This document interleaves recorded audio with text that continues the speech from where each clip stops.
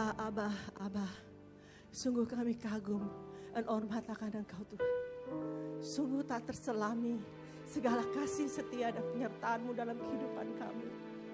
Abah, terima kasih Engkau selalu ada pada saat-saat lembah kekelaman dalam kehidupan kami.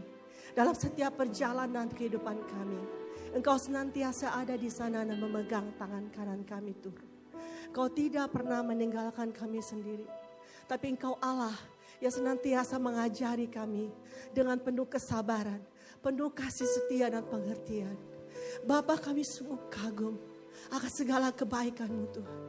Kami ada hingga saat ini, hamba-Mu ada saat ini berdiri bernafas. Semua oleh karena kebaikan, semua oleh karena kasih setia-Mu. Terima kasih untuk penyertaan-Mu, terima kasih untuk tuntunan-Mu, terima kasih untuk setiap hikmat, marifat Tuhan yang Kau berikan. Bapa, Engkau sungguh Bapa yang setia. Abah, aku berdoa, biar pengurapan yang sama yang Kau taruh Tuhan dalam penghidupanku, dalam berjalan mengenal Engkau dan mengerti Engkau, aku minta pengurapan yang sama turun atas setiap kami di tempat ini. Abah, pada saat-saat kekelaman dalam kehidupanku, dan Kau ada senantiasa untuk mengajari dan memeluk keadaanku Tuhan, aku minta hal yang sama atas kehidupan teman-temanku di tempat ini. Bapa, berkati setiap telinga yang mendengar. Bapa, berkati setiap hati kami Tuhan. Berikan hati yang lembut, hati yang mudah diajar, dan hati yang mau dididik Tuhan. Terima kasih, aku minta roh hikmat, wahyu, dan pengertian ada dalam setiap kami. Terima kasih Abah, aku mengucap syukur hanya dalam nama Yesus Kristus Tuhan. Amin. Amin, amin.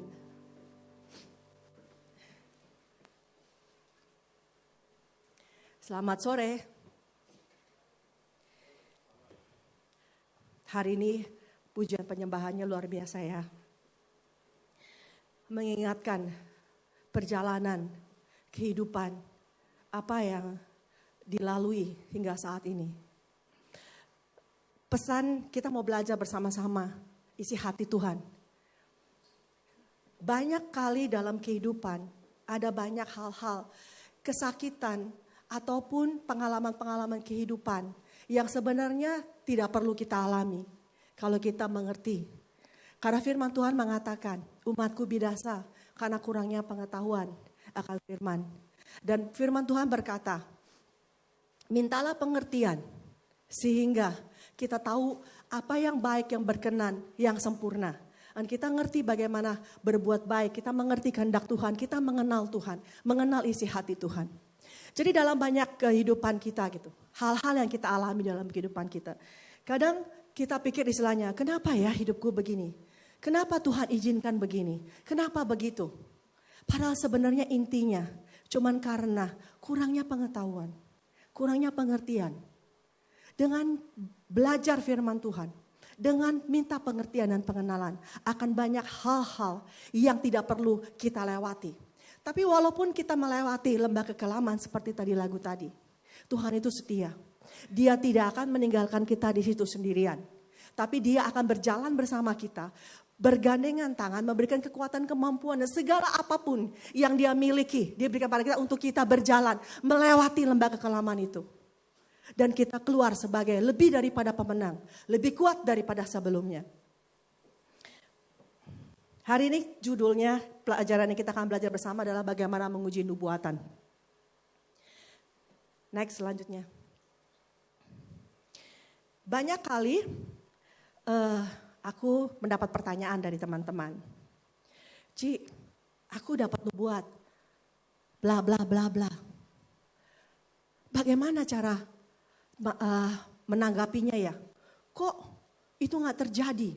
Atau kok kenapa nubuatan itu mengakibatkan kehidupanku menjadi berantakan? Atau penantian yang tidak ada ujungnya? Karena firman Tuhan berkata, pengharapan yang tertunda membuat semangat yang patah. Jadi kita tungguin dan berharap. Bahkan seluruh kehidupan itu, proses kehidupan seakan-akan kita ganti arahnya semua karena nubuatan itu gitu. Aku ketemu istilahnya beberapa waktu yang lalu. Ada satu orang istilahnya cerita juga gitu kan. Pas kita sharing-sharing soal nubuatan, dia bilang begini, iya Bu, waktu itu ada yang minta didoakan. Katanya gini, Bapak tolong doakan saya. Supaya katanya, tongkat itu katanya yang diserahkan, itu terjadi. Lalu dia tanya, tongkat apa Pak? Enggak tahu, waktu itu pernah saya dinubuatin, katanya ada satu hamba Tuhan. Dia bilang gini, aku serahkan kepadamu suatu tongkat, terima ini saat ini juga. Terus dia bilang katanya, iya aku terima. Semua terima, iya aku terima katanya gitu kan. Tongkat estafet itu. Tapi tanpa tahu, apa itu tongkat estafet itu. Apa yang dimaksud dari nubuatan itu. Lalu dengan begitu semangatnya, dia tinggalin semua pekerjaannya. Dia tinggalin semuanya karena apa? Karena mau ambil tongkat estafet itu katanya. Mantel itu. Dan ternyata itu sudah 5 tahun yang lalu. Sampai istrinya minta cerai, kehidupan keluarganya berantakan. Karena dia tungguin tongkat yang dia gak jelas itu apa gitu. Sungguh menyedihkan sekali gitu. Ada lagi yang bilang, Ci, saya ini katanya dinubuatin. Bahwa pasangan hidup saya, ada satu hamba Tuhan katanya, yang begitu tajam. Terkenal lagi katanya gitu. Terus nubuatin gini, penglihatan terbuka bahwa aku melihat jodoh kamu, perempuan sawo mateng katanya gitu. Dengan ciri-ciri gimana yang dia lihat. Ditungguin sama dia sudah bertahun-tahun. Yang dia gak lihat, yang dia gak tahu namanya siapa, bentuk rupanya dia gak tahu. Tapi dia postpone semuanya, dia gak berani mendekati atau PDKT kita bilang ya kesana kesini karena nungguin yang itu. Karena dia bilang gini, kalau kamu sampai gak nikah sama dia, kamu nanti akan cerai. Waduh, itu benar-benar waduh. Ditungguin bertahun-tahun. Terus dia bilang gini, itu bagaimana caranya? Aku garuk-garuk kepala. Kamu lihat gak itu? Enggak. Terus kamu tungguin terus. Mau sampai kapan? Iya ditambah lagi, saya sukanya sama yang putih-putih bukan yang sawo mateng. Nah loh, kan bingung ya. Tapi dia gak bisa berbuat apa-apa, dia tungguin dan tungguin dan tungguin. 1 Korintus 14 ayat 39-40. Karena itu saudara-saudaraku, usahakanlah dirimu untuk memperoleh karunia untuk bernubuat. Dan janganlah melarang orang yang berkata-kata dengan bahasa roh. Tapi segala sesuatu harus berlangsung dengan sopan dan teratur. 1 Korintus 14 ayat 32. Karunia nabi takluk kepada nabi-nabi. Bukan berarti kita menganggap rendah nubuatan-nubuatan. Karena isi hati Tuhan, impian dia. Bahwa dia bisa bercakap-cakap, berkomunikasi dengan kita langsung. Tanpa perantaran para nabi. Kalau di kitab perjanjian lama kan, semua harus perantaran para nabi. Tapi dia punya impian. Yang dia utarakan di yang di kitab Yoel. Dia bilang, pada akhirnya, hari-hari terakhir. Aku akan mencurahkan rohku ke atas setiap manusia. Sehingga mereka bisa bernubuat, mereka mendapat mimpi. Dan kenapa? Karena sebagai Bapak, dia rindu untuk bisa berkomunikasi kepada kita dan satu sama lainnya. Karena dia ciptakan kita itu pertama kali Adam dan Hawa. Bukan karena dia butuh pekerja. Untuk melihara taman dan sebagainya. Bukan. Tapi yang dia butuhkan adalah, maka itu kenapa dia ciptakan serupa dan segambar. Kenapa dia gak ciptain kayak anjing aja gitu. Ya kan. Serupa dan segambar kenapa? Karena bisa berkomunikasi. Bisa berhubungan. Jadi walaupun ada seperti tadi. Hal-hal yang negatif. Tetap positifnya lebih banyak. Kalau kita lihat di perjanjian-perjanjian lama. Bagaimana bangsa Israel istilahnya bisa menang dan segala macam hidup mereka berkemenangan kalau mereka baik-baik mendengar suara Tuhan melalui para nabi. Dan sekarang berita baiknya adalah tidak perlu melalui para nabi.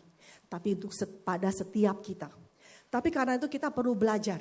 Bagaimana kita menggunakan senjata yang luar biasa ini menjadi senjata yang ampuh. Senjata peperangan kita. Senjata kita untuk berjalan bersama dengan Tuhan. Untuk menggapai destiny kita. Bukan senjata yang sama, pisau yang sama. Mungkin bisa bantu kita motong-motong ayam. Motong-motong segala. Bisa bayangin gak kalau kerja di dapur ibu-ibu gak ada pisau? Bingungan ya?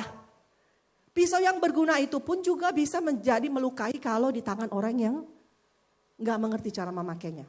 Sama seperti halnya dengan nubuatan. Next. Karena itu 1 Tesalonika 5 ayat 19-21 mengatakan. Jangan padamkan roh. Jangan anggap rendah nubuat-nubuat. Ujilah segala sesuatu. Peganglah yang baik. Jadi jika kita menguji. Kita tidak mendukakan Roh Kudus. Malah kita sesuai dengan isi hati dia. Kenapa? Karena dia ingin segala sesuatunya kita uji sekarang ini. 1 Korintus ini kita karena belajar, ini ayat pondasinya ya. Banyak ayat sedikit gak apa-apa ya teman-teman ya. Supaya jangan dibilang itu katanya Berliana gitu. Tapi ini katanya firman ya. 1 Korintus 14 ayat 29. Tentang nabi-nabi, baiklah 2 atau 3 orang di antaranya berkata-kata dan yang lain menanggapi apa yang mereka katakan. Bahkan para nabi-nabi pun harus diuji. Bukan hanya kita orang-orang profetik, ia harus diuji. Tapi bahkan para nabi pun harus diuji. Kenapa? Kita sini sudah sama-sama setuju kan ya, bahwa semua yang ditulis di Alkitab itu adalah suatu hal yang sudah dipilih-pilih dan penting. Karena dibilang kan kalau semua ditulis, seluruh kitab gak akan cukup untuk menulisnya. Jadi kalau dipilih, ditulis artinya itu penting untuk kita pelajari. Kita lihat ya, cerita tentang Nabi Agabus. Next ya. Agabus ini nabi, seorang nabi di perjanjian baru. Next. Bukannya Alkitab mencatat nubuatannya yang luar biasa itu, yang tajam dan luar biasa. Tapi Alkitab memilih mencatat nubuatan dia yang salah. Kenapa? Untuk kita belajar. Kita lihat ya, nabi pun bisa bernubuat salah. Bukan menyebabkan dia menjadi nabi palsu. Tapi karena apa? Karena kita ini sekarang sebagai manusia adalah hidup rohnya.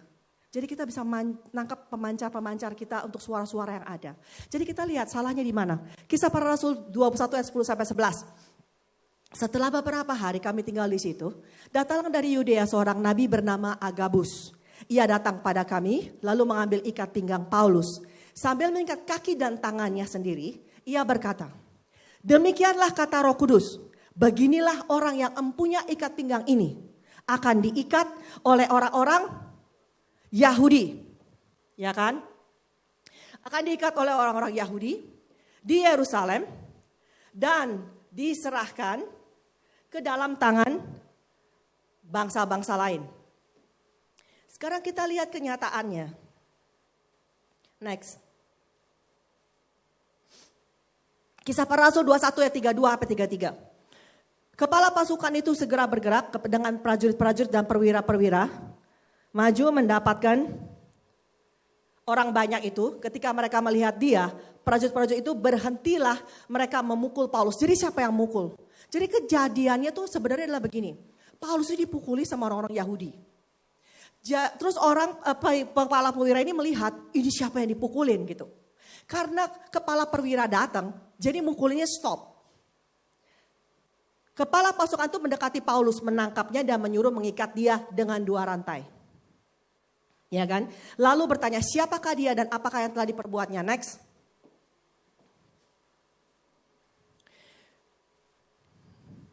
Nah, karena kepala pasukan kepengen tahu ya gitu, dengan teliti apa yang dituduhkan kepada orang Yahudi kepada Paulus. Karena itu keesokan harinya ia menyuruh mengambil Paulus dari penjara. Dan memerintahkan supaya imam-imam kepala dan seluruh mahkamah agama berkumpul. Lalu ia membawa Paulus dari markas dan menghadapkan kepada mereka. Next. Nah, jadi ceritanya sebenarnya, pertama kan dia bilang gini kan. Paulus itu akan diikat sama tentara Romawi, dibawakan ke penjara. Kenyataannya adalah yang terjadi, diikatnya benar. Tapi kenapa? Karena bukan mau ditangkap masukin penjara. Tapi mau diselamatkan. Karena Paulus itu digebukin, mau dibunuh sama orang Yahudi. Jadi diamanin sama kepala tentara pasukan. Lalu dibawa kembali kepada orang Yahudi, diserahin untuk dicari tahu kenapa permasalahannya. Kalau kita lihat di sini dengan detail, mungkin kita kalau baca Alkitab selama ini terlalu cepat ya gitu. Kita lihat nabi aja sendiri bisa salah dalam detailnya. Intinya betul, akan diikat. Tapi detailnya terbalik loh 180 derajat. Jadi dalam satu nubuatan itu, satu perkataan nubuatan itu, ada yang pokoknya betul, tapi detail-detailnya bisa salah. Kenapa dicatat? Supaya kita belajar bahwa benar, kita harus menguji nubuatan itu. 1 Tesalonika 5:19-21 ya. Lalu next selanjutnya adalah Paulus. Siapa yang gak kenal Paulus di sini? Ya kan? Yang nulis Alkitab berapa? 2/3 ya? Perjanjian baru ya? Bisa bayangin gak betapa revelationnya, pewahyuannya, hubungan dekat sama Tuhan. Paulus pun bisa salah loh. Kisah Para Rasul 27 ayat 10. Next. Kita rada cepat ya. Saudara-saudara, aku lihat bahwa pelayaran kita akan mendatangkan kesukaran dan kerugian besar. Bukan saja bagi muatan dan kapal, tapi juga bagi nyawa kita. Next. Sampai akhirnya Paulus itu perlu diralat loh sama siapa? Sama malaikat. Karena dia bilang apa kan? Tapi sekarang juga dalam kesukaran ini aku menasihatkan kamu supaya kamu tabah hati. Sebab tidak ada seorang pun di antara kamu yang akan binasa. Kecuali kapal ini. Kenapa? Karena tadi malam seorang malaikat dari Allah, yaitu dari Allah yang aku sembah, sebagai miliknya berdiri di sisiku. Jadi Paulus pun juga bisa salah. Dia bilang gini, jangan berlayar. Karena kapal berusuk isinya dan semua nyawa akan binasa. Sampai akhirnya diralat sama malaikat, enggak salah. Yang binasa cuman kapal dan muatannya, nyawanya enggak. Nah, dari dua contoh ini sengaja ditulis di Alkitab. Balik lagi untuk apa? Kita belajar. Next ya. Lalu apa bedanya nubuatan perjanjian lama dan nubuatan perjanjian baru? Kita udah terbiasa kan dibilang selagi ini. Kalau Tuhan berkata tuh pasti benar dan gak ada salah. Kalau orang bernubuat gitu kan. Langsung rasanya semuanya pasti betul kita terima. Siapa kita berani mentolak kata Tuhan gitu kan ya. Ya kan kalau Tuhan berkata gitu kan. Istilahnya orang bernubuat gitu kan. Apapun juga kayak tadi kan. Kau akan menikah dengan perempuan sama matang gini. Ya sampai kapanpun dia tungguin itu. Suka gak suka dia tungguin itu gitu kan. Karena siapa yang berani melawan gitu kan. Nah, apa bedanya nubuatan perjanjian lama dan nubuatan perjanjian baru? Kalau kita di Ulangan 18 ayat 18 20 22a. Di perjanjian lama, karena rohnya belum hidup. Kan mati kan rohnya ya, pas Adam dan Hawa jatuh dalam dosa ya. Kan dibilang mati kan, yang mati apanya? Rohnya kan. Jadi mereka tidak bisa berkomunikasi lagi. Putus hubungannya. Sampai sini kita setuju sama-sama ya teman-teman kan ya. Jadi Tuhan saat itu cuma bisa berhubungan dengan para nabi. Karena apa? Karena dia menaruh firmanku dalam mulutnya. Jadi pada saat Tuhan berkata, memberikan perkataan nubuatan. Dia itu turun perkataannya. Lalu perkataan itu dikeluarkan dan dia naik lagi. Namanya habitation, jadi dia cuma turun dan keluar. Untuk nabi itu kemungkinan untuk salahnya kecil sekali. Kenapa? Karena cuma satu suara. Datang dan pergi. Pengurapannya gitu, turun. Terus langsung lepas lagi gitu. Ya kan? Maka itu kenapa dalam perjanjian lama hukumnya berat sekali. Kalau sampai berani kasih nubuatan palsu. Dibilang gini kan. Tetapi seorang nabi yang terlalu berani untuk mengucapkan demi namaku. Perkataan yang tidak kuperintahkan untuk dikatakan olehnya. Atau yang berkata demi nama Allah lain, nabi itu harus mati. Kita enggak kan sekarang ya. Yang lalu ini harus mati. Ditipukin batu loh rame-rame. Nah, yang bilang siapa? Perkataan tidak kuperintahkan. Berarti siapa? Tuhan yang bilang kan? Perkataan yang dia perintahin. Apa buktinya? Perkataan itu dia perintahin apa bukan dia perintahin? Buktinya di mana? Buktinya adalah apabila seorang nabi berkata demi nama Tuhan dan perkataannya itu tidak terjadi dan tidak sampai, maka itulah perkataan yang tidak difirmankan Tuhan. Lihat ya, begitu vokalnya. Yaitu apa? Tuhan sampai berani bilang begini. Kalau sampai perkataan itu enggak terjadi, enggak tergenapi, artinya itu bukan perkataan daripadaku. Artinya dia buat-buat sendiri. Dan hukumannya adalah hukuman mati. Kenapa? Karena perkataan itu begitu jelas, gak mungkin salah. Dia turun dan dia naik. Bedanya dengan kita.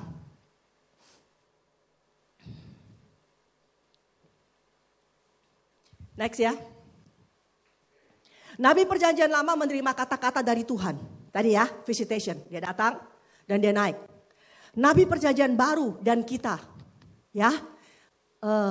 Para anak-anak Tuhan, ya kan, orang-orang profetik ya, menangkap kata-kata dari Tuhan. Jadi Roh Allah tuh tinggal dalam kita, ya kan. Yohanes 17 mengatakan bahwa Bapa dan Yesus dan Roh Kudus juga tinggal dalam kita. Jadi sekarang kita menangkap perkataannya, dan roh kita tuh hidup. Next selanjutnya, roh kita hidup. Jadi kita harus memilah-milah, kita harus bisa membedakan siapa ini yang lagi berbicara sama kita. Perkataan siapa yang lagi kita dengar.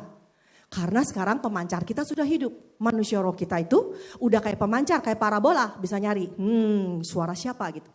Nah, suara siapa sekarang bisa berbicara yang kita bisa dengar? Suara manusia. Ayatnya di mana? Di Matius 40 ayat 25a. Tapi Yesus mengetahui pikiran mereka. Lalu berkata kepada mereka. Markus pasal 1 ayat 8. Tapi Yesus segera mengetahui dalam hatinya bahwa mereka berpikir demikian. Lalu ia berkata kepada mereka, mengapa kamu berpikir begitu dalam hatimu? Jadi waktu Yesus di bumi sebagai manusia, waktu dia berjalan, dia bisa menangkap pikiran-pikiran orang. Ya kan? Sesuai dengan ayat ini. Yesus mengetahui pikiran mereka.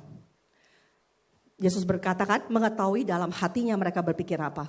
Maka itu dia bisa berkata, mengapa kamu berpikir demikian? Lalu apa hubungannya dengan kita? Hubungannya dengan kita adalah mengatakan Yohanes 4:3 ayat 12.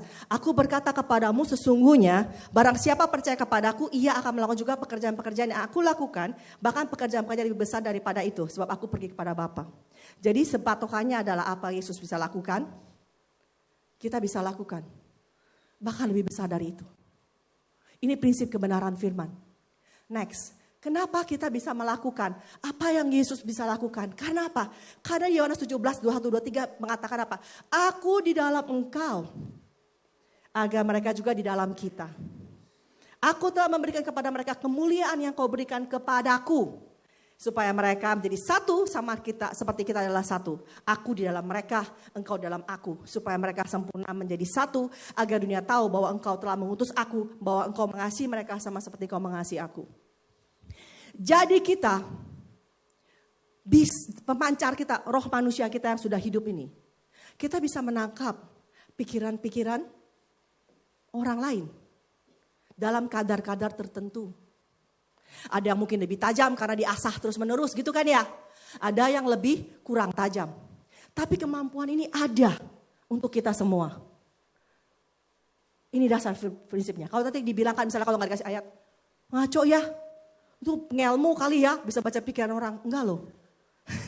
Firman Tuhan mengatakan demikian. Sadar gak sadar, ini terjadi. Maka itu kenapa harus diuji. Karena bisa jadi tiba-tiba begini. Kita berdiri di depan orang. Kita kasih dia nubuatan. Padahal sebenarnya bukan kata Tuhan. Kita tangkap pikiran dia dan hati dia. Seperti yang ini. Terus kita ngomongin sama dia. Wah orang itu nangkapnya gini. Weh konfirmasi.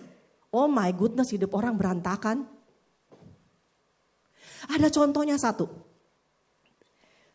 Bilang begini. Ci aku dapat nubuatan. Dan dia pegang itu kenceng-kenceng. Bahwa aku akan pergi ke Amerika. Aku akan membuat bisnis baru. Dan begini. Kata gitu. Aku bilang oh. Aku akan jadi orang kaya dan begini. Oh. Terus lalu nubuatannya apa? Kamu ada rekamannya gak kirim ke aku? Dikirim rekamannya. Begitu rekamannya dikirim, maka itu kalau ada nubuatan, direkam. Yes, dicatat atau direkam. Kadang-kadang soalnya kita bisa partial hearing apa yang kita mau dengar. Gak seperti sebenarnya yang suara itu ngomong, tapi apa yang kita mau dengar gitu kan ya. Begitu dikirim, kalimat pertama yang Nabi itu bilang begini. Saya melihat di dalam hatimu. Bahwa engkau akan mau pergi ke Amerika, engkau akan mau jadi bisnis gini-gini. Judulnya apa? Aku melihat di dalam hatimu. Artinya apa? Artinya dia lagi ngomong. Dia tuh lagi lihat menangkap dalam hatinya kamu punya keinginan begini. Kamu punya kemauan begini. Cita-cita kamu, waktu aku tanya sama dia sebelum aku minta rekaman, aku bilang gini. Apakah kamu punya kerinduan dalam hati kamu mau pergi ke Amerika? Dan apakah ada kerinduan dalam hati kamu memang maunya bisnis gitu? Iya memang iya, waktu aku bilang sini kirim rekamannya. Bener aja, ujungnya ngomong begitu. Aku melihat dalam hatimu. Tapi tanpa sadar, itu dipakai seakan-akan Tuhan ngomong begitu. Lah kalau tiba-tiba jebol desa dijualin semua pindah ke Amerika, itu gimana ya? Iya kan? Lalu pernah juga ada kan yang dia mau benar diajak di sini udah gagal.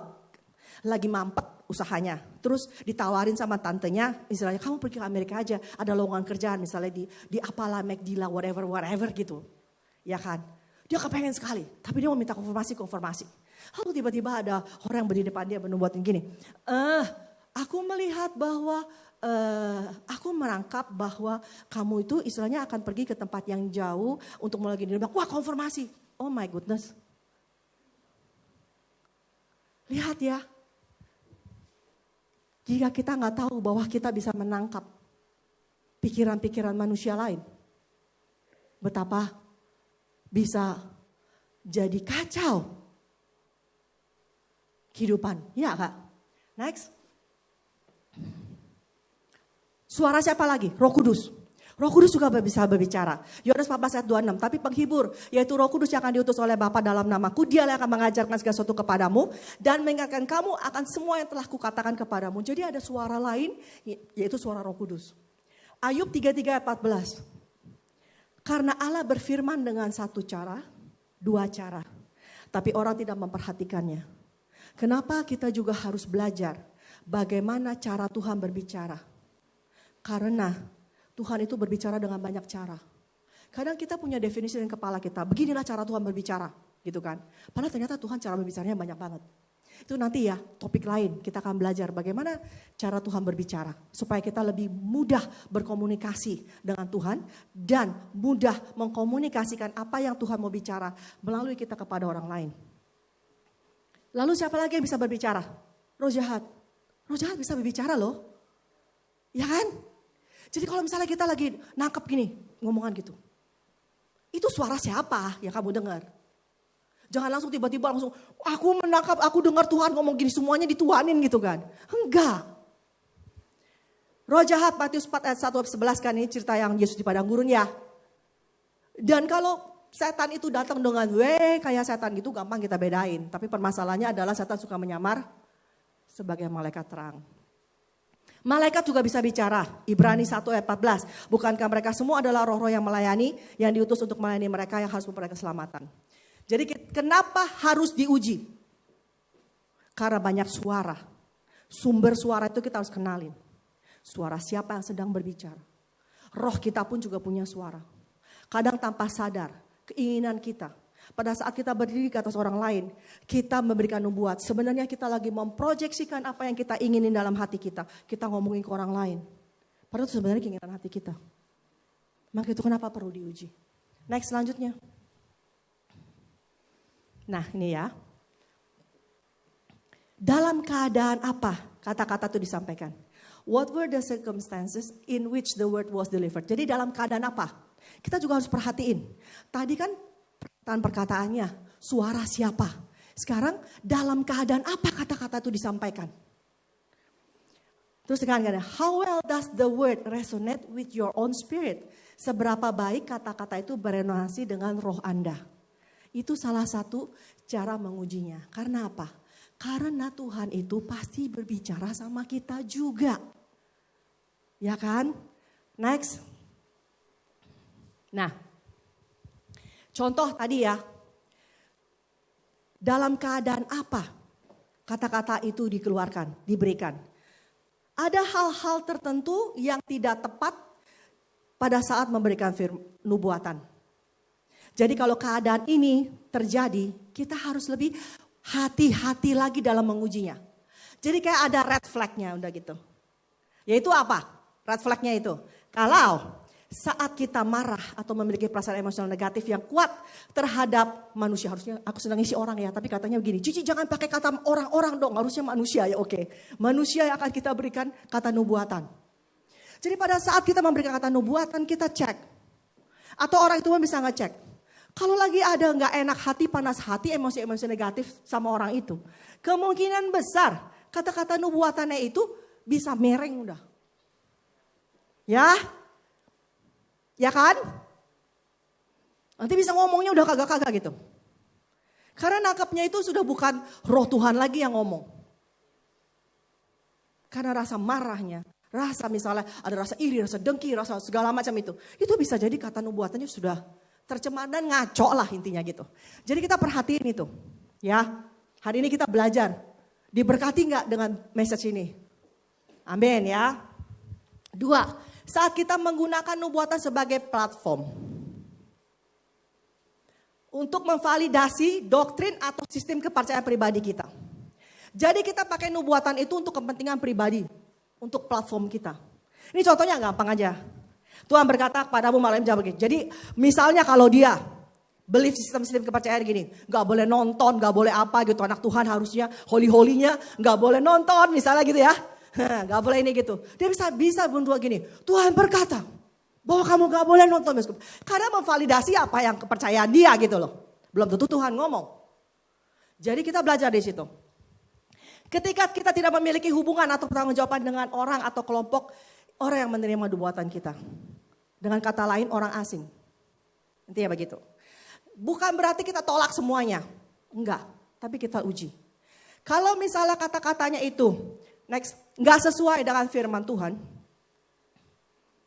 Kalau kata-katanya enggak sesuai dengan firman Tuhan. Kenapa? Setiap kata-kata nubuatan itu kita harus uji. Sesuai dengan karakter dan sifat Tuhan. Sesuai dengan patokan kita, pedoman kita yaitu apa? Kitab. Ya kan? Sesuai gak yang dia ngomong itu? Dengan prinsip firman Tuhan. Dengan karakternya Tuhan. Contoh kan sesuai firman Tuhan. Biblical itu artinya apa? Udah ada memang di Alkitab gampang. Ya kan? Contoh-contohnya gampang di Alkitab ada. Walaupun Alkitab itu gak bisa mencatat seluruhnya, mencakup seluruhnya. Tuhan itu bagaimana?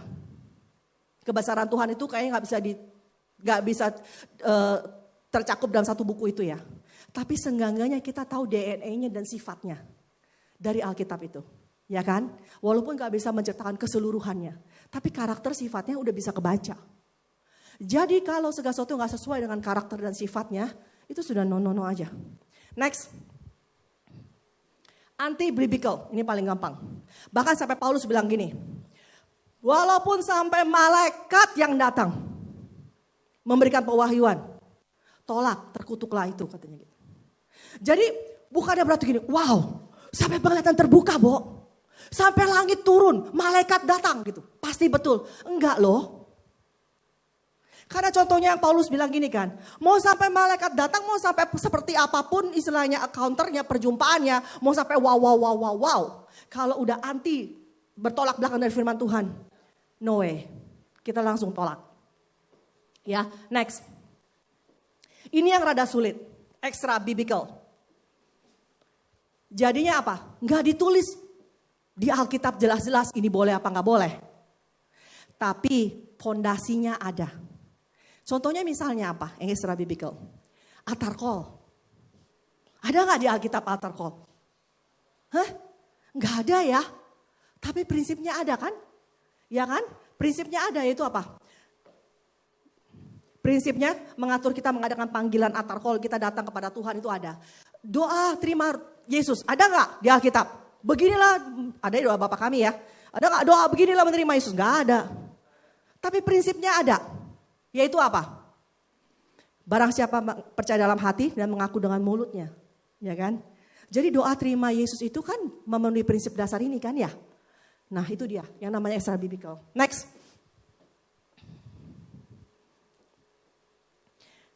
Kita lihat contohnya.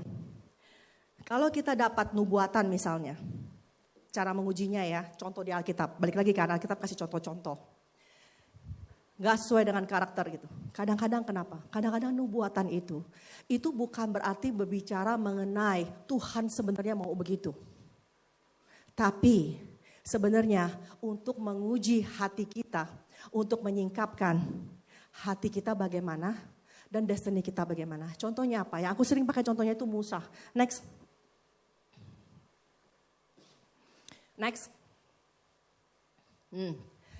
Kita tahu ya cerita ini ya. Ulangan 9, 13, 14 ya.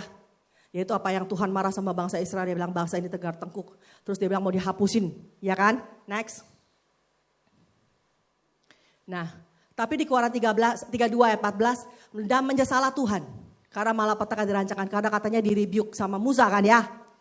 Kejadian 49 ayat 10. Oh, itu buktinya. Nah, tapi istilahnya. Satu waktu pas lagi aku masih sekolah di sana. Aku sering share ini. Kalau dia Prophet kalian sudah sering dengar kali ya. Pada waktu aku di kelas, di tempat kos, lagi mandi di kamar mandi, tiba-tiba Tuhan ngomong begini, apakah sebenarnya aku memang mau memusnahkan bangsa Israel? Terus aku diam. Terus dia tanya lagi, kedua, Musa itu suku apa? Hah? Gak tahu tuh Musa suku apa. Kadang-kadang kita terlalu familiar sampai lupa gitu ya. Musa suku apa ya?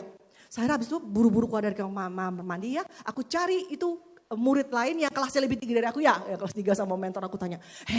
Kalian tahu gak? Musa itu suku apa sih? Kok aku gak tahu ya Musa suku apa? Terus dia bilang gini. Musa itu kan adiknya Harun ya. Harun itu kan suku Lewi ya. Oh iya.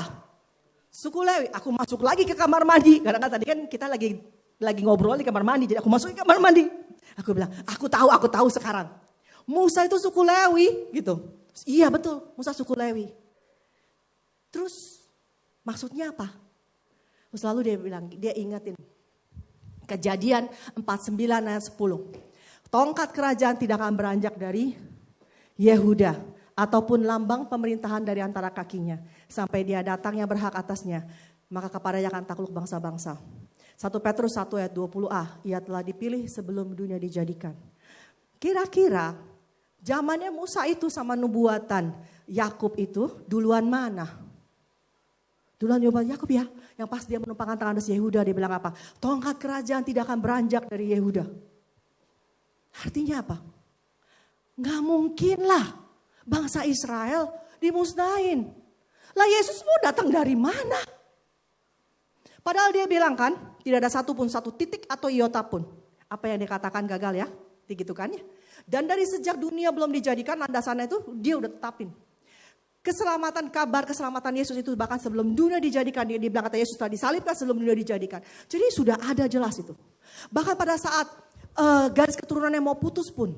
Tuhan itu menjagai dengan kemutlakan. Absolutnya dia bisa jagain macam-macam. Melalui Tamar, melalui Rahab, melalui segala macam. Melalui kirim Yusuf untuk memberi makan pada suatu kekeringan. Jadi dia jagain itu keturunan itu.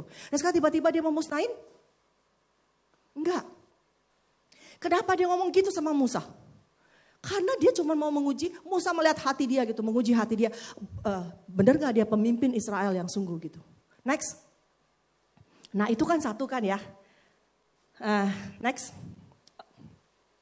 Itu kan dari pewahyuan yang aku dapat. Nah sekarang bukti lain dari Alkitab. Yunus.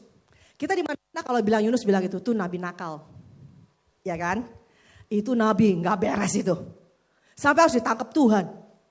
Padahal sebenarnya Yunus itu adalah orang yang luar biasa. Yunus itu begitu mengenal hati Tuhan. Maka itu dia kabur. Lucu kan? Dia kabur karena dia begitu mengenal hati Tuhan. Karena apa?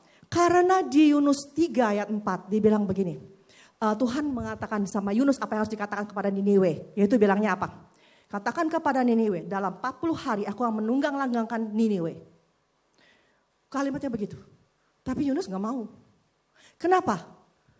Dia lari. Kita lihat di Yunus 3 ayat 10. Ketika Allah melihat perbuatan mereka itu, yakni bagaimana mereka berbalik dari tingkah lakunya yang jahat, maka menyesallah Allah karena malapetaka yang telah dirancangkannya terhadap mereka. Dan ia pun tidak jadi melakukannya. Ya kan? Tapi kalau kita lihat Yunus 4 ayat 1-2, tetapi itu sangat mengesak hati Yunus, lalu marahlah ia dan berdoalah ia kepada Tuhan. Katanya, nih alasan kenapa dia kabur. Ya Tuhan, bukankah telah kukatakan itu ketika aku masih di negeriku sebelum dia kabur, ya kan? Itulah sebabnya maka aku dahulu melarikan diri ke Tarsis. Sebab aku tahu bahwa engkaulah Allah yang pengasih dan penyayang, yang panjang sabar dan berlimpah kasih setia, serta menyesal karena malapetaka hendak datangkannya. Karena Yunus tahu bahwa sebenarnya nubuatannya itu bukan maksudnya begitu. Dia kenal hati bapaknya gitu. Dia kenal hati Tuhan ya, maka itu dia kabur. Karena apa? Karena zaman Yunus itu kalau sampai dia ngomong, hei Niniwe dalam 40 hari kau akan ditunggang-langgangkan. Gak terjadi. Tadi apa hukumannya? Yang masyarakat sana tahu, ditimpuk sampai mati loh. Ya dia gak mau dong, dia tahu pasti kalau aku ngomong begini gak bakalan jadi kok gitu. Daripada gue mati gue kabur lah, ini gitu kan. Karena aku udah tahu jelas bahwa dia gak begitu hatinya, dia maksudnya tuh bukan begitu gitu. Karena itu ya dalam kita menyampaikan nubuatan, kita kenallah hati Bapa kita. Kita tahu karakternya. Berapa banyak nubuatan yang selama ini kita dengar. Banyak dari misalnya para pendoa dan segala macam. Misalnya gitu kan. Tuhan marah. Maka itu Tuhan menghukum. Tuhan dia lihat pada bencana nih. Ya kan. Gitu kan. Terus dia bilang gini. Tuhan marah. Bertobat Tuhan marah. Tuhan akan menghancurkan ini itu gitu. No, gak begitu hatinya Tuhan. Tuhan kasih lihat itu. Kenapa? Dia mau kasih ini loh yang akan terjadi. Sebab akibat karena tindakan. Kalau kita berbuat sesuatu ada konsekuensinya kan ya. Ada akibatnya kan ya. Ini loh akibatnya. Karena yang dibuat masyarakat setempat atau yang dibuat oleh orang-orang karena berbuat misalnya melakukan ini dan itu ini akibatnya akan terjadi. Tapi karena kasihnya dan karena kemurahannya, kebaikannya dikasih lihat tujuannya adalah supaya ada nggak yang berdiri untuk berpartner dengan dia untuk supaya kejadian itu diputar-balikan. Bukan artinya langsung, gue tahu memang dia akan begini-gini karena Tuhan marah sama dia. Itu memang akan dihancurin karena Tuhan marah. Enggak begitu. Jadi itu cara membaca, menguji nubuatan. Next.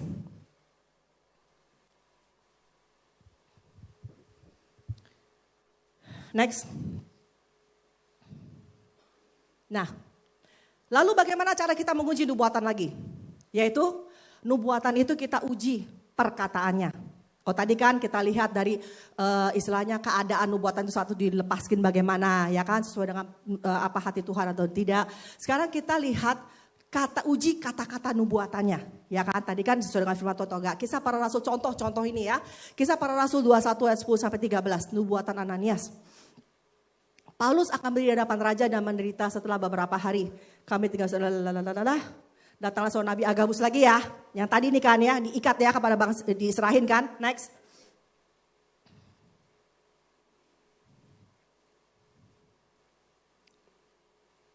Nah, perkataannya adalah begini. Katanya nubuatan itu kan istilahnya membangun dan sebagainya gitu kan ya. Dan kita pun juga harus tahu bahwa kadang-kadang gini, nubuatan itu diucapin. Terus banyak sekali konfirmasi dan konfirmasi. Kita harus tahu itu nubuatan itu benar apa enggak dari mana. Satu, pada saat Paulus diberitahukan bahwa dia akan diikat tangannya, pada saat kayak gitu kan, kita bisa bilang begini kan, oh itu enggak sesuai dengan membangun dan sebagainya gitu kan ya. Kan harusnya kan membangun dan bla bla bla bla gitu. Tapi ini kok terbalikan gitu. Terus next dulu deh, kita lihat dulu ayat-ayatnya ya untuk supaya kita. Oh enggak, stop deh. Nah, jadi pada saat Paulus dia bilang akan diikat dan sebagainya kayak gitu. Dia itu melihat, benar gak ini nubuatan dari Tuhan apa enggak? Kenapa buat Paulus itu istilahnya nubuatan itu dianggapnya betul? Kenapa? Karena berbalik lagi kepada panggilan dia pada awal mula. Paulus itu dipanggil dari sejak Ananias pertama kali berdoa buat dia, Tuhan memang udah bilang bahwa Paulus akan berdiri di hadapan para raja-raja dan Paulus akan banyak menderita bagi salib Kristus. Jadi panggilan dia begitu. Jadi pada saat Raja Agabus memberitahukan bahwa kamu akan diikat gitu tangannya dan akan diserahkan. Dia bisa terima perkataan gitu dan dianggap membangun buat dia. Karena apa?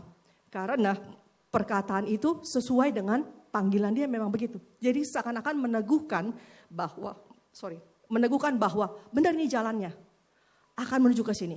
Dan kita lihat kalau ayat ini aku nggak tulis tadi di ayatnya. Kalau kita baca lagi nanti teman-teman di rumah baca. Bukan hanya Raja Agabus loh yang memperingati, bukan Nabi Agabus yang memperingati, tapi semua orang-orang di setiap kota. Setiap Paulus pergi mereka menasihat, jangan pergi, nanti kamu akan ditangkap dan kamu akan diikat. Dan mereka menangis dengan sedih hati. Nah harusnya kita semua intinya kan langsung bilang gini kan, wow itu konfirmasi banget gitu. Nabi bilang jangan pergi, akan diikat, dikasih tahu gitu kan. Terus setiap orang yang ketemu dimanapun kota dia pergi, semuanya mendapatkan hal yang sama. Jadi menurut Paulus gini, wah itu konfirmasi, tapi enggak.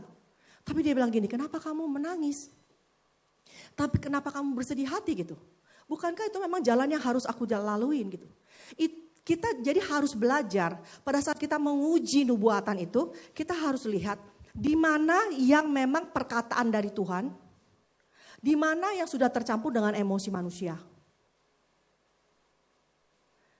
Jadi benar, dibilang akan diikatnya itu benar. Tapi dibilang jangan perginya, itu sudah tercampur dengan emosi manusia yang tidak mau kehilangan dan sayang sama Paulus. Tapi mereka gak ngerti, mereka ngomongnya panjang dan lebar gitu. Jadi tugas Paulus, tugas kita semua adalah mengujinya juga harus menguji membalikan lagi. Tuhan itu panggilannya sama kita apa? Dan kita tahu lagi emang begini gak betul. Buat Paulus itu malah peneguhan bahwa bener nih jalannya jalanin selama ini. Akan bener nih dari sini ketemu dengan ditangkap gini kan di bawahnya menemu para raja-raja gitu. Jadi buat dia peneguhan. Berapa banyak dari kita begitu kita dengar nubuatan terus konfirmasi langsung kita bilang betul konfirmasi gak pergi. Kalau Paulus gak pergi coba gimana?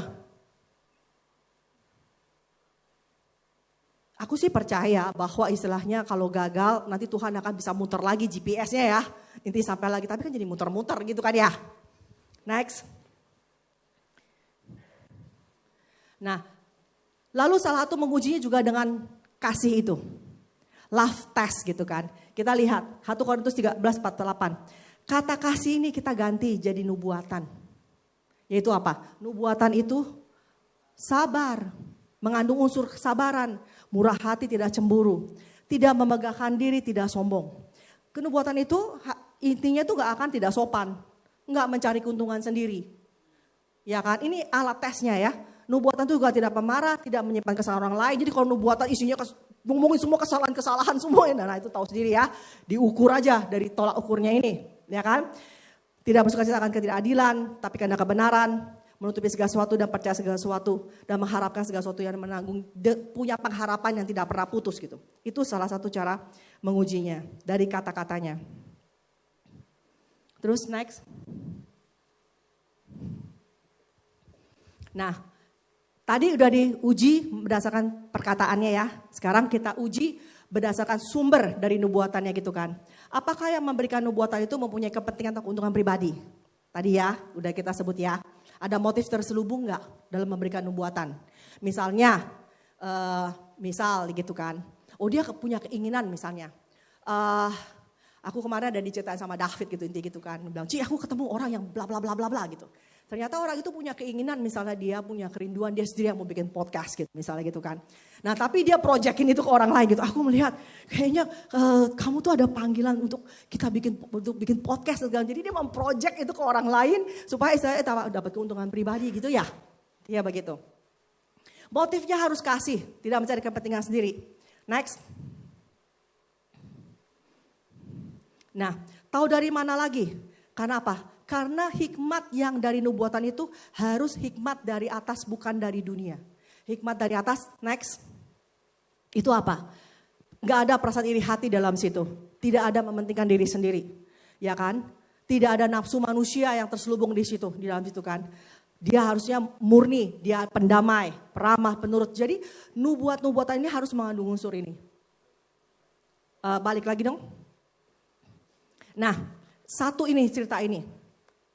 Dulu pernah aku pas lagi ngomong begini kan, harus dilihat dari sumber siapa yang kasih nubuatan. Saudara bilang gini, berarti milih-milih dong. Ngelihat siapa yang kita mau hargain, siapa yang kita gak hargain. Intinya gitu. Satu hal intinya itu gak boleh juga kita pilih-pilih, tapi ada benernya kita harus pilih-pilih juga. Contohnya ini kisah Nabi muda, 1 Raja-Raja 13, 1 ayat 32. Bisa dibuka gak? Tolong dong. Ini panjang, makanya itu aku nggak taruh di sini. Ini kisahnya ini, itu pas lagi zaman kerajaan Yerobeam. Saat itu ada seorang nabi diutus ke Raja Yerobeam tanpa nama, nabi tanpa nama. Tapi dia punya keberanian untuk berani datang ke hadapan raja, untuk merebuke raja. Dia bilang begini. Lalu atas perintah Tuhan berseluruh orang itu terhadap Mesbah itu katanya begini. Hai Mesbah, beginilah firman Tuhan. Dari sini aja ya bacanya. Bahwasanya seorang anak akan lahir pada keluarga Daud, Yosia namanya. Masih ingat ya ini Raja Yosia ya. Jadi luar biasanya Yosia itu 300 sebelum dia lahir udah dinubuatin loh. Hebat ya Tuhan itu ya. Kita tuh lahir gak kebetulan ya. Titik komanya kita dia tahu loh. Ya kan, gak terluput sama dia. Jadi sebelum 300 dia lahir, Tuhan udah tahu Yosua akan buat apa. Dan akan ada lahir keturunan Daud namanya Yosia. Dia bilang kan, keluar Yosia namanya. Ia akan menyembelih di atasmu imam-imam bukit pengorbanan yang membakar korban di atasmu. Dan tulang-tulang manusia akan dibakar di atasmu. Pada waktu itu juga ia memberitahukan suatu tanda ajaib katanya. Inilah tanda ajaib bahwa Tuhan telah berfirman. Bahwasanya mezbah itu akan pecah sehingga tercurah abu yang di atasnya. Next, atas. Jadi dia bilang gini, nih buktinya ya, nih mezbahnya akan pecah. Langsung pecah di depan dia, plang gitu. Bukti bahwa ini benar Tuhan yang ngomong, ya kan. Ini ngomong depan raja loh. Salah kan ditangkap bisa langsung disembelih ya. Tapi dia berani, punya keberanian untuk datang ngomong firman Tuhan di hadapan raja, menghardik raja gitu. Terus rajanya marah kan. Dia mengulurkan tangannya, tangkap dia gitu kan. Tapi tangan yang diulur itu menjadi kejang, gak bisa ditangkap lagi. Disertai dengan tanda-tanda mujizat ya, Nabi muda ini ya. Luar biasa banget kan ya. Nah, mezbah itu pun pecahlah sehingga abu di atasnya tercurah sesuai dengan tanda ajaib yang diberitakan abdi itu atas perintah Tuhan. Lalu berbicara raja dan berkata, naik berdoalah, mohonkan belas kasihan Tuhan, maka tangan raja itu dapat kembali menjadi seperti semula. Kemudian berbicara raja kepada abdi itu, mari bersama-sama dengan aku ke rumah, segarkan badanmu. Sesudah itu, mana tuh? Aku akan memberikan hadiah kepadamu. Tapi jawab nabinya apa? Raja bilang gini loh, ayo ikut makan. Penghormatan kan? Nanti aku kasih hadiah. Terus dia bilang gini, jangankan makan roti dan minum air. Dia bilang gitu kan? Karena apa? Tuhan bilang jangan makan roti dan minum air. Dan jangan kembali melalui jalan yang telah kau tempuh itu. Tuhan bilang sama dia. Jadi dia bilang gini, sekalipun setengah. Ayat 8, dari istanamu kau berikan kepadaku, jangankan cuma roti. Setengah istana kasih sama aku aja, aku gak mau. Luar biasa banget ya. Coba kita pikirin, ini nabi muda gak ada namanya. Berani datang, kalau sekarang mungkin ngadepin pemerintah, kepala pemerintah, misalnya ya presiden atau raja gitu kan. Berani menghardik begitu, ya kan. Terus tanda ajaib. Terus udah kelar itu pasti dibilang lagi, coba kamu sini makan bareng gitu, nanti kasih hadiah. Sampai setengah kerajaan pun dikasih, aku gak mau. Coba. Luar biasa ya nabi ini. Dia bilang karena apa? Karena Tuhan bilang katanya jangan makan roti dan minum. Dan jangan kembali dari jalan ke jalan yang sama. Ya kan? Dia begitu taat sama Tuhan. Berapi-api sama Tuhan. Lalu naik ke atas. Nah, tapi pas lagi dia jalan pulang. Tahu ya cerita ini ya? Tiba-tiba di battle itu ada seorang nabi lain. Nabi senior, nabi yang tua. Dia dengar anaknya cerita, Bapak, tadi ada nabi yang berani ngomong sama raja bahwa apa? Bahwa nanti katanya akan ada keturunan Yosua itu. Nanti dia akan semua tulang-tulang akan dibakar, semua akan ditunggang-langgakan segala macam kayak gitu kan. Nah, dia tahu nih perkataannya betul. Dia bilang, tetapi dia tidak boleh lalui jalan yang sama. So, dia bilang nih, maka itu dia lewat mana? Terus langsung nabi tua ini pergi. Cari nabi muda itu di tengah jalan. Dia stopin. Terus naik. Terus atas ayatnya. Lagi naik lagi. Nah, dia suruh anaknya ngambil pelana kan. Terus naik.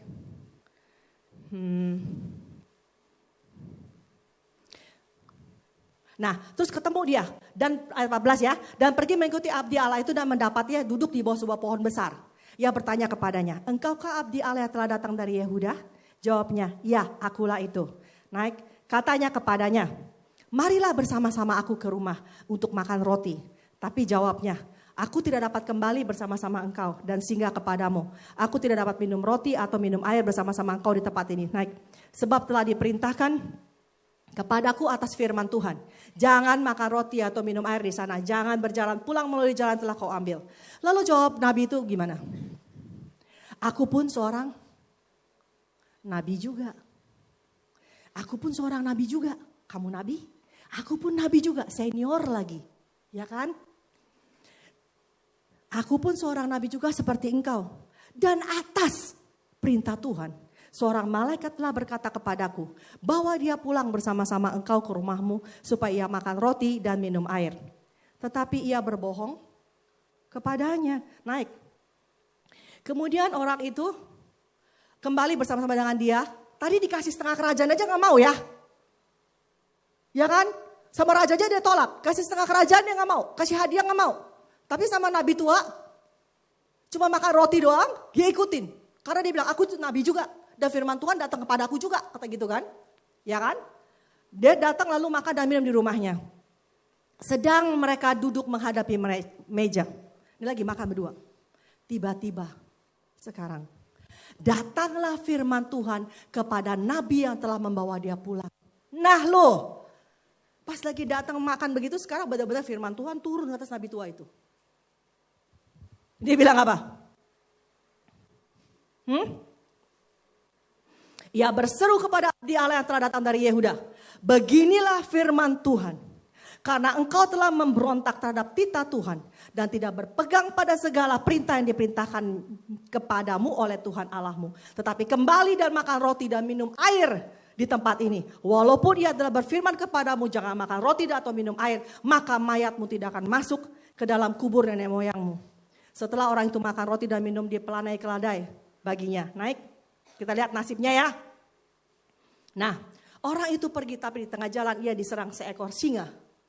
Dan diterkam. Mayatnya tercampak di jalan dan keledai itu berdiri di sampingnya. Tapi luar biasanya, singa itu berdiri aja di samping dia.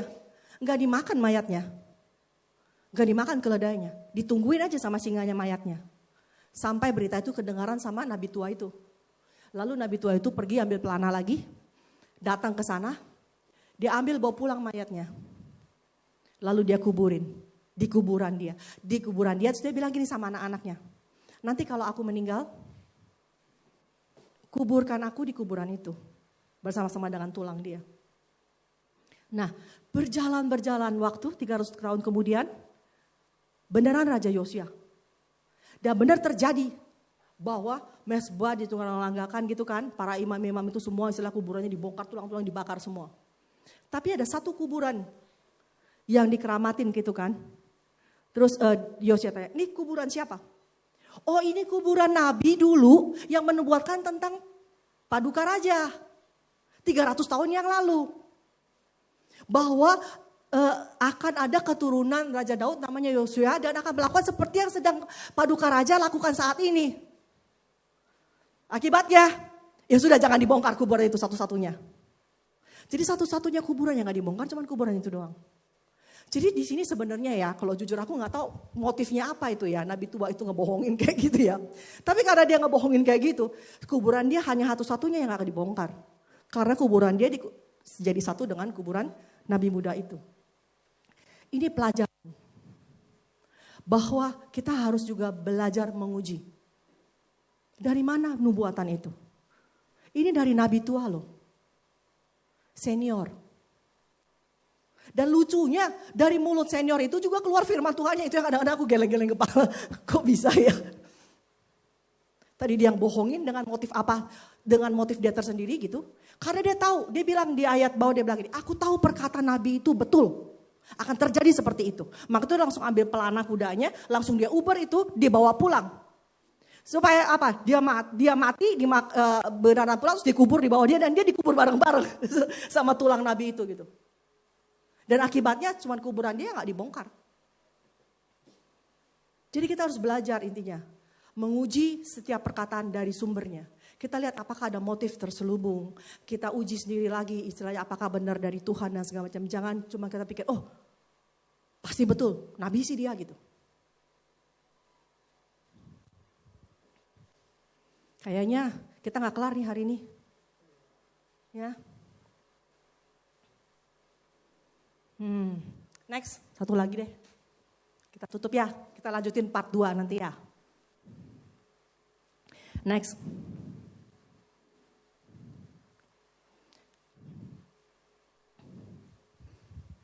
Uji dampak, tadi ya. Kita lihat beresonansi sama kita enggak, ya kan? Karena apa patokan? Firman Tuhan bilang apa? Kita punya Roh Kudus di dalam kita. Setiap dari kita punya Roh Kudus. Jadi Roh Kudus dalam kita itu akan memberitahukan juga gitu. Ini benar, ini salah. Ya kan? Dan berjalan bersama-sama dengan kita. Next.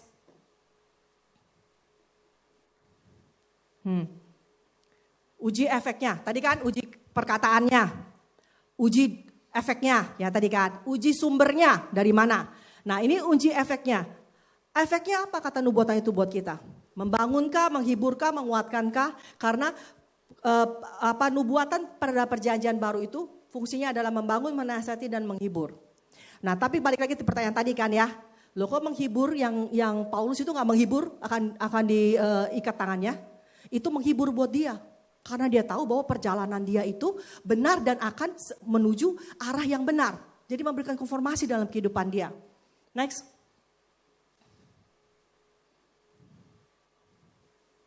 Ya, apakah perkataan itu membawa orang itu dekat kepada Tuhan dan tubuh Kristus? Next. Next.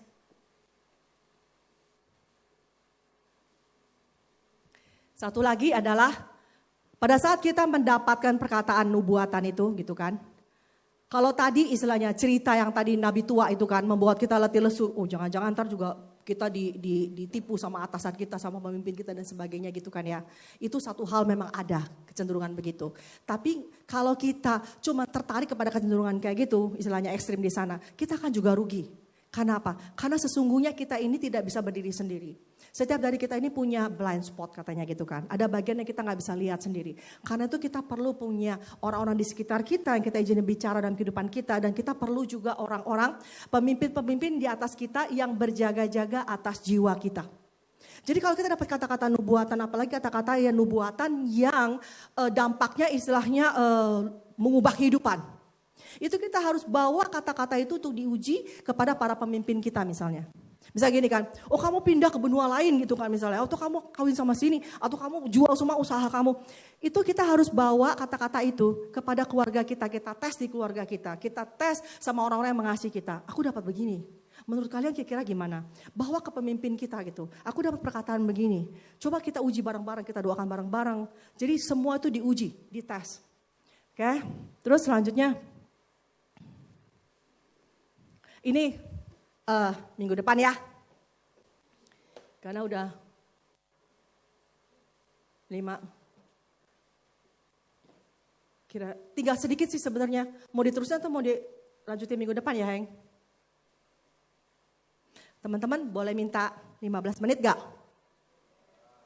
Boleh, kelarin ya. Kelarin ya.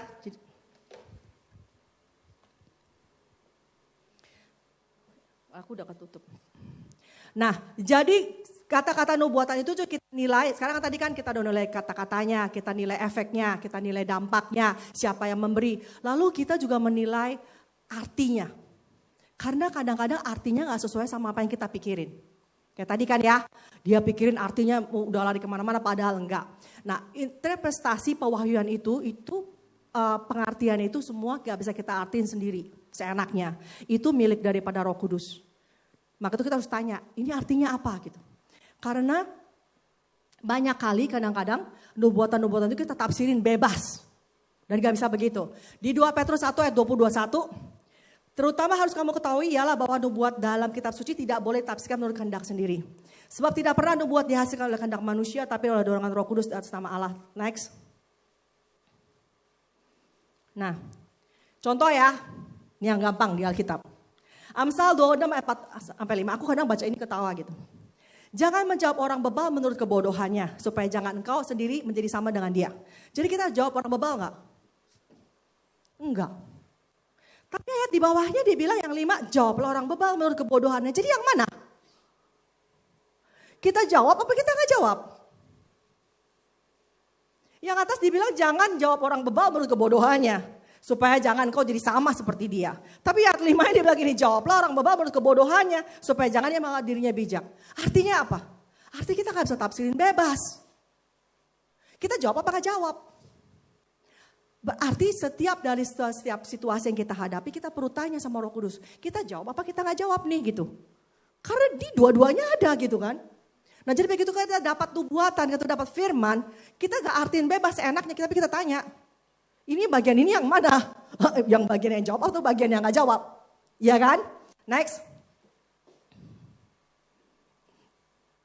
Nah, kadang-kadang juga ada nubuatan itu pada saat disampaikan, itu kita gak akan ngerti artinya. Sampai pada saat nubuatan itu tergenapi. Contohnya di mana? Contohnya saat Musa minta tanda kepada Tuhan. Kan Musa kan dibilang gini kan, bawa bangsa Israel keluar dari sini untuk beribadah kepada dia di gunung apa tuh? Di gunung apa ya? Sinai atau gunung apa gitu kan. Nah Musa minta tanda dong. Tuhan bener gak ini? Bahwa aku yang dipilih untuk menghadap Firaun untuk membawa bangsa Israel keluar dari Mesir. Terus dijawabinnya apa? Dijawabinnya begini. Tapi Musa berkata kepada Allah, siapakah aku ini? Maka aku akan menghadap Firaun dan membawa orang Israel keluar dari Mesir. Lalu firman-Nya, bukankah aku akan menyertai engkau? Inilah tandanya. Tandanya ya. Dia kan minta tanda kan? Benar aku apa bukan yang bawa keluar? Dia bilang ini tandanya bahwa aku yang mengutus engkau. Yaitu apabila engkau telah membawa bangsa itu keluar dari Mesir. Maka kamu akan beribadah kepada Allah di gunung ini. Lah jadi tandanya itu adalah kalau kamu bisa berdiri di atas gunung ini, menyembah aku di atas gunung ini, itu tandanya bahwa benar aku yang utus kamu untuk pergi ke Firaun. Artinya apa? Tanda itu cuma dia dapat, dia tahu dia betul apa enggak nubuatannya itu pada saat sudah tergenapi nubuatannya. Pada saat dia ada di gunung itu, dia baru tahu, oh ternyata benar ya nubuatannya. Karena beneran terjadi nih, aku berdiri di atas gunung ini sekarang sama bangsa Israel untuk memuji Allah. Kan lucu ya? Nah jadi kadang-kadang nubuatan itu ada yang begitu. Nubuatan itu ada yang kita tidak mengerti. Tapi bukan berarti itu kita buang dan salah. Tapi kita simpan saja. Asal dia tidak bertentangan dengan prinsip firman Tuhan. Dia sesuai dengan karakter daripada Tuhan. Jadi walaupun kita gak ngerti pun, belum tahu pun, kita simpan aja. Apa jadinya pas lagi saat Musa bilang, kalau gitu gak ada tandanya. Sudah deh aku gak mau jalan. Padahal tandanya adalah kalau udah berhasil keluar dan di atas gunung ini, kamu berdiri di sini, tuh tandanya. Benar aku yang ngutus kamu. Artinya apa? Tuhan mengharapkan Musa melakukan dulu, berjalan dulu. Baru ada tandanya.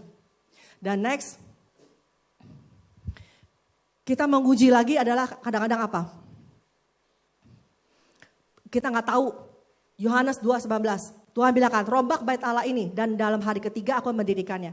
Ini sampai saat disampaikan mereka gak ngerti artinya. Tapi pada saat Yesus mati di kayu salib dan bangkit, baru mereka ngerti. Oh itu maksudnya. Nubuatannya itu. Jadi ada nubuatan-nubuatan yang memang kita mengertinya setelah terjadi selesai. Jadi ada beberapa yang harus kita keep. Dan kita pakai iman, kita jalan aja dulu gitu. Sembari kita lihatin penggenapan dari nubuatan ini. Next.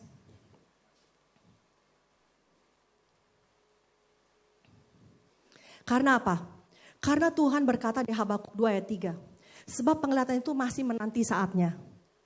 Tapi ia bersegera menuju kesudahannya dengan tidak menipu. Apabila berlambat-lambat nantikanlah sebab itu sungguh-sungguh akan datang dan tidak tertangguh. Jadi walaupun nubuatan itu berlambat-lambat seakan-akan berlambat-lambat terjadinya. Itu bukan berarti tidak terjadi.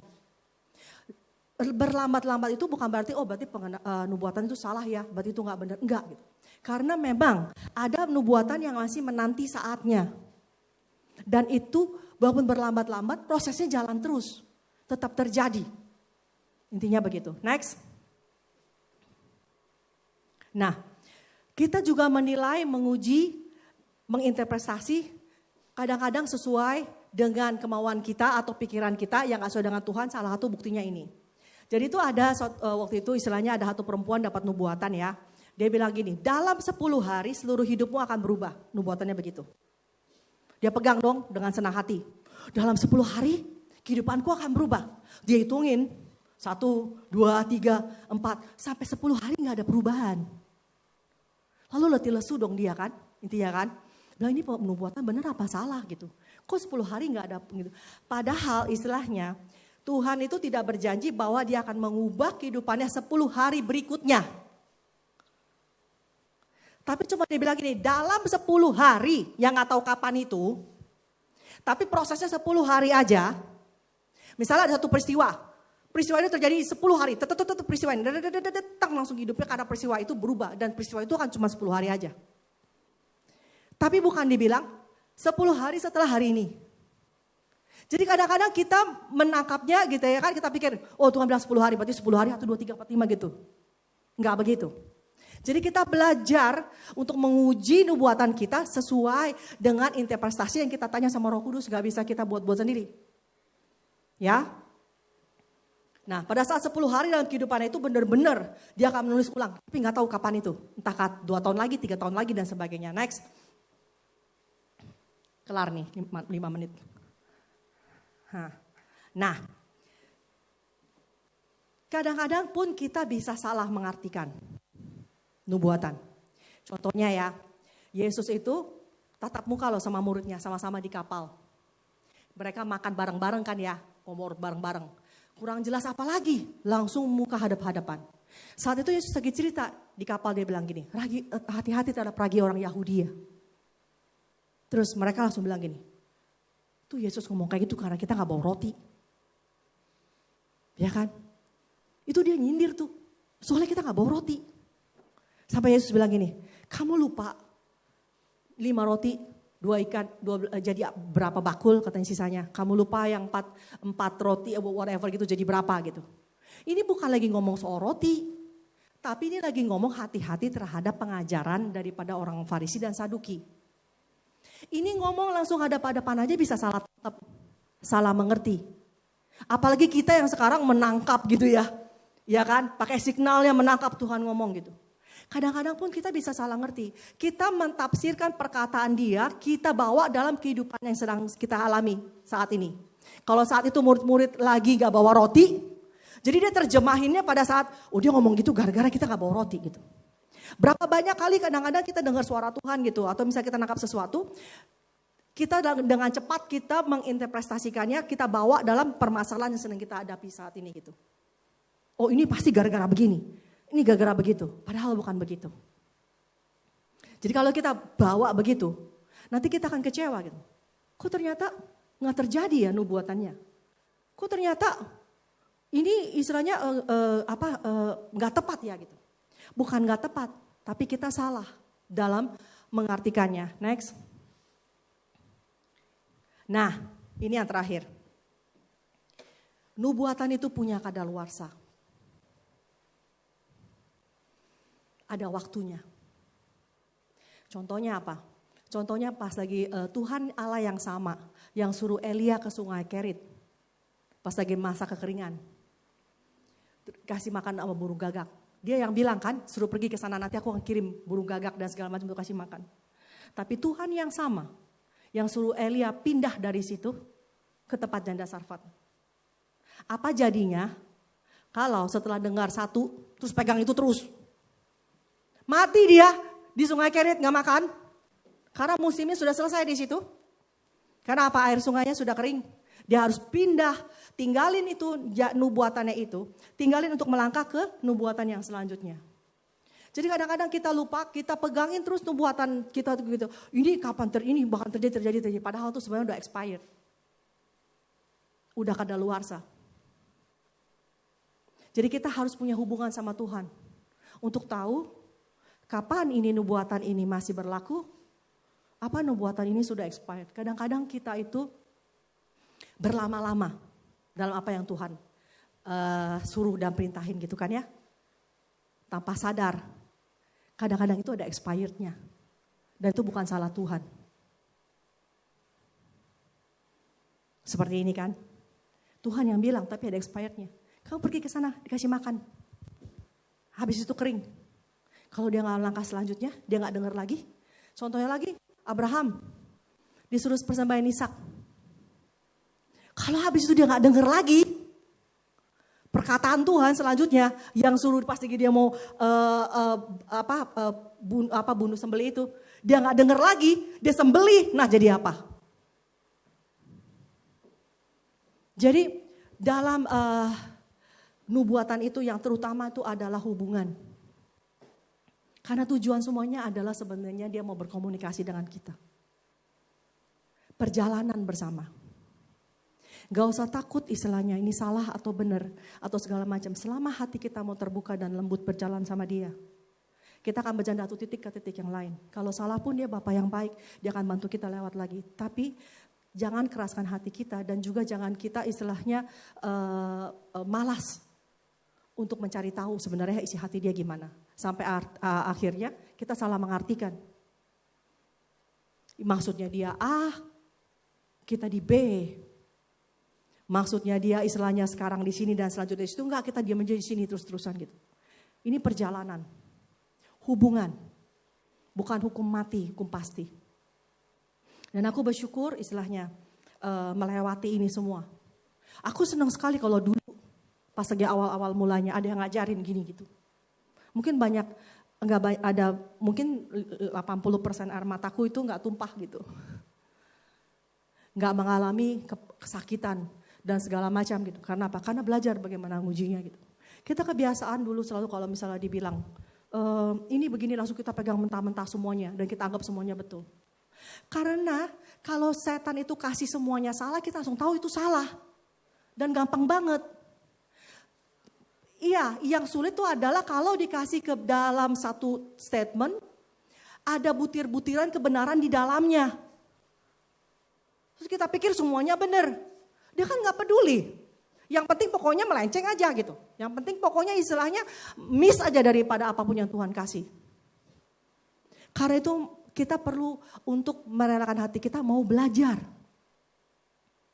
Selalu buka hati kita dengan rendah hati. Mau selalu dituntun dan belajar. Mau merendahkan hati kita sama orang lain juga untuk mau diajar. Jangan kita berasa bahwa aku semuanya udah tahu. Aku semuanya udah bisa. Aku dan Tuhan saja sudah cukup gitu. Aku dulu prinsipnya begitu sampai jatuh babak belur. Tapi itu pun Tuhan baik. Tapi kan buat apa babak belur ya? Kita gak perlu jatuh di kulit pisang yang orang lain udah injak gitu.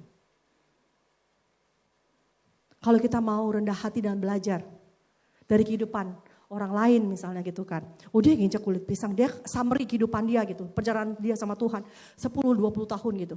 Terus kita dengerin dan kita mau belajar. Kita gak harus melalui itu lagi 10 dan 20 tahun untuk tahu semua pengetahuan yang dia tahu. Mau berapa lama kita belajar seperti kayak gitu? Ini semua pelajaran summary aku dari jatuh bangun, nangis dan babak belur gak karu-karuan gitu.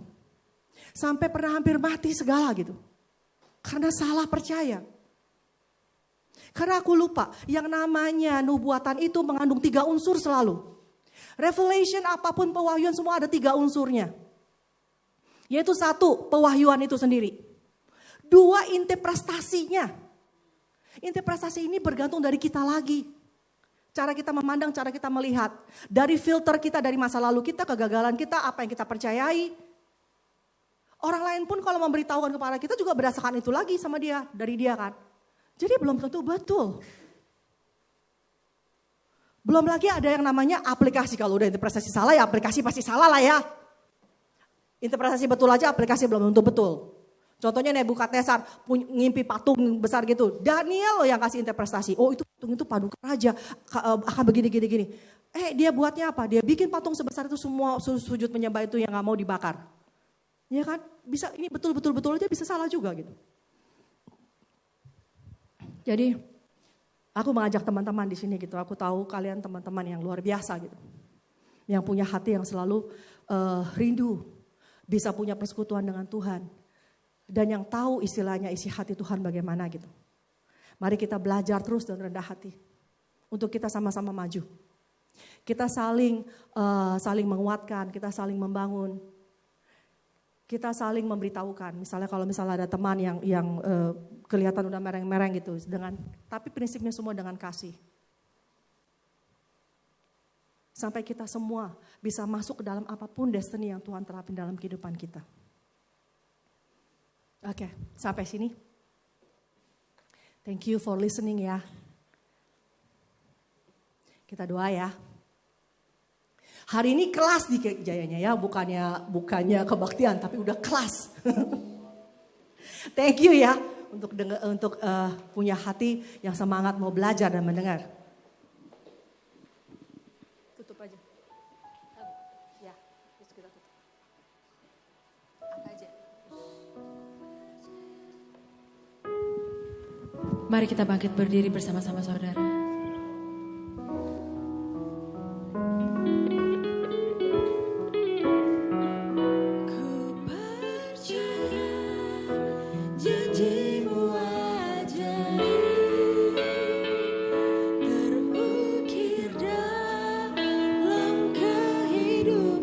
Ku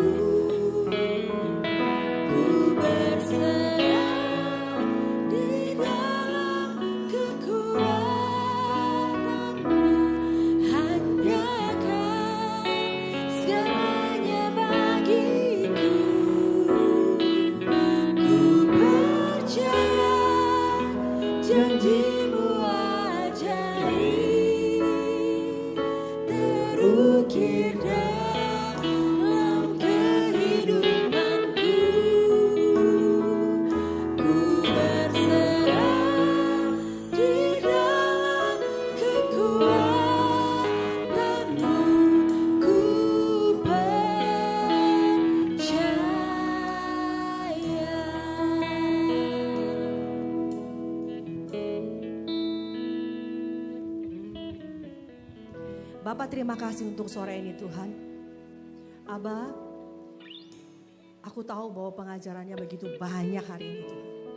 Tapi aku percaya bahwa Engkau Allah Roh Kudus yang akan mengingatkan setiap apa yang telah kami pelajari pada saat kami membutuhkan. Terima kasih Tuhan untuk Roh-Mu yang tinggal dalam kami. Terima kasih bahwa kami tidak pernah sendirian. Dan terima kasih Bapa, bahwa Engkau Bapa yang benar-benar selalu ada buat kami. Dan begitu sabar bagi kami. Bapa, aku berdoa Tuhan, untuk para teman-teman tempat ini Tuhan, juga dalam kehidupanku Tuhan. Dalam perjalanan kami Tuhan, hari lepas hari, aku berdoa Tuhan, Engkau Allah yang memberitahukan kepada kami, mengajari kami Tuhan. Satu persatu Tuhan, apapun yang Kau mau dalam kehidupan kami, Kau bukakan dan Kau ajari kami Tuhan, bagaimana cara memandangnya, bagaimana cara menginterpretasikannya Tuhan. Engkau Allah yang memegang kami Bapa. Terima kasih, kami percaya Kau yang memulai suatu pekerjaan yang baik dalam kehidupan setiap kami. Engkau Allah juga yang sanggup menyelesaikan dengan sempurna dalam kehidupan kami. Terima kasih untuk segala kecakapan, kesanggupan, kemampuan, talenta dan apapun yang telah Kau letakkan dalam kehidupan kami Tuhan. Nah, aku mengucap syukur untuk hari ini, aku mengucap syukur untuk sore ini. Terima kasih untuk firman-Mu, terima kasih untuk kebenaran dari firman-Mu Tuhan. Dalam nama Yesus Kristus Tuhan. Amin.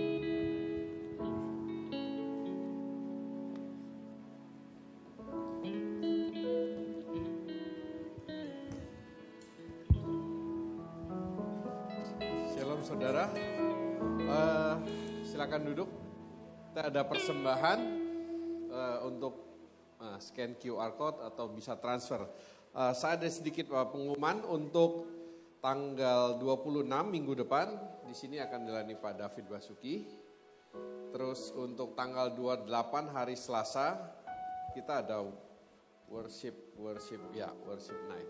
Ya, di sini 6.30 kita mungkin fellowship dulu, habis itu baru kita worship, ya. Ajak